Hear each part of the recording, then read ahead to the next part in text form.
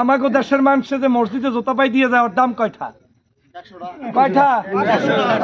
500 টাকা। শীতকালে বাইলে যে জুতা পাই দিয়ে যাওয়ার দাম 30 টাকা। 30 টাকার জুতা চুরি হলে হেরে অন্য মারা পিড়াই, হেরে অন্য মারা বান্দি। আমি এই এর পক্ষে নাই। কেন নাই? ওই চোর, তার পেটে খাবার নাই। আমাদের দায়িত্ব হচ্ছে ওই 30 টাকার চোরগুলারে বলাইয়েন না, ভালো করিয়া রন গোস্ত খাওয়াইয়া তারপরে চাকরির ব্যবস্থা করি।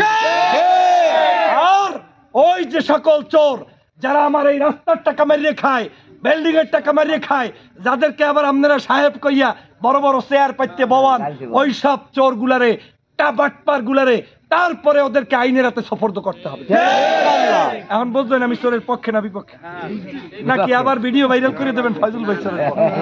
হ্যাঁ, আর কথা যা কই হিতি তো হয়। সাধারণ মানুষের পক্ষে একটা কথা কইলে হেতে অনেকের গাছ হলে কিচ্ছু আয় যায় না। মোরা একটা বক্তৃতায় 2 কোটি ভোট বাড়ে। আলহামদুলিল্লাহ।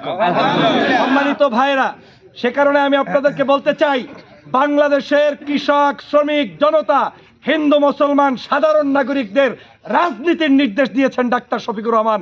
ইনশাআল্লাহ জামায়াতের আমির ডাক্তার শফিকুর রহমানের সেই স্বপ্ন আমরা সবাই মিলে বাস্তবায়ন করব।